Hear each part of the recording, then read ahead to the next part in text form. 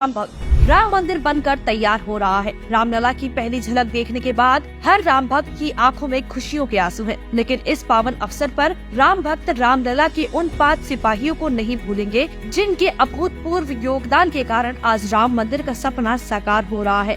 हमेशा पर्दे के पीछे और सुर्खियों से दूर रहने वाले रामलला के 5 सिपाहियों में सबसे पहला नंबर आता है निहंग बाबा फकीर सिंह का।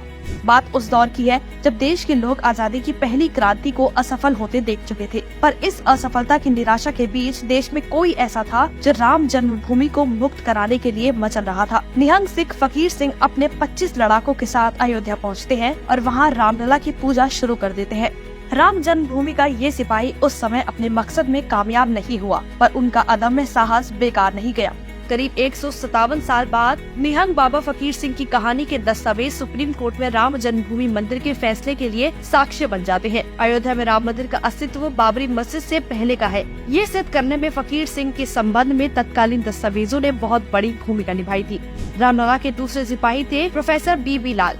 राम मंदिर के सबूतों को उजागर करने वाले शख्स ही प्रोफेसर बीबी लाल थे। उन्होंने बाबरी मस्जिद की नींव राम मंदिर पर खड़े किए जाने की बात कही थी। अपनी इस रिसर्च में वे इतिहास के पन्नों में दर्ज हो गए। प्रोफेसर लाल के रामायण में संदर्भ वाले कुछ स्थलों के सर्वे के लिए 1975 और 1976 के बीच प्रोजेक्ट का नेतृत्व किया गया था।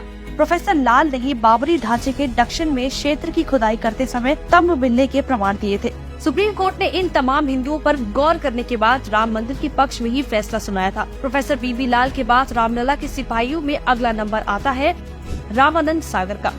राम मंदिर के लिए एक तरफ कोर्ट से लेकर सड़कों पर संघर्ष हो रहा था, लेकिन रामानंद सागर उस दौर में प्रभु राम की कहानी घर घर तक पहुंचाने में जुटे थे। कहा जाता है कि जब टेलीविजन पर रामानंद सागर की रामायण का प्रसारण होता था, तब सड़कों पर कर्फ्यू जैसा माहौल होता था। आज भी जब लोग राम का स्मरण करते हैं तो उनके मन में अरुण गोविल का ही चेहरा उभर कर सामने आता है। राम मंदिर आंदोलन को जन आंदोलन बनाने में रामानंद सागर ने बड़ी भूमिका निभाई थी।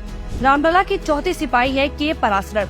सुप्रीम कोर्ट में राम जन्मभूमि का मुकदमा जिताने का श्रेय वरिष्ठ वकील के पराशरण को ही जाता है, जिनका नाम केशव अयंगार पराशरण है। राम मंदिर के लिए 92 साल की उम्र में भी सुप्रीम कोर्ट में घंटों खड़े रहकर बहस करते थे।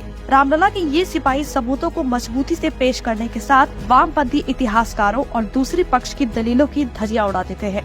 के पराशरण अपने तर्कों में पुराने हिंदू ग्रंथों का इतना उल्लेख करते थे कि एक बार मद्रास कोर्ट के चीफ जस्टिस संजय किशन कोले ने उन्हें इंडियन बार का पितामह की उपाधि दे दी थी। रामलला के 5वें सिपाही है नरपेंद्र मिश्रा।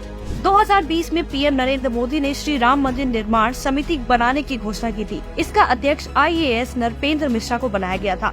नरपेंद्र मिश्रा साल 1967 बैच के रिटायर्ड IAS ऑफिसर है। आज राम भक्त भव्य मंदिर का जो स्वरूप देख रहे हैं, उसमें नरपेंद्र मिश्रा का अमिट योगदान है। राम मंदिर में लाखों लोगों का संघर्ष शामिल है, जिन्हें कभी भुलाया नहीं जा सकता। लेकिन रामलला के ये 5 सिपाही ऐसे हैं जिनकी ज्यादा चर्चा नहीं होती, जिन्होंने पर्दे के पीछे से ऐसा काम किया जिसके कारण आज 500 सालों पुराना राम मंदिर का सपना साकार हो रहा है।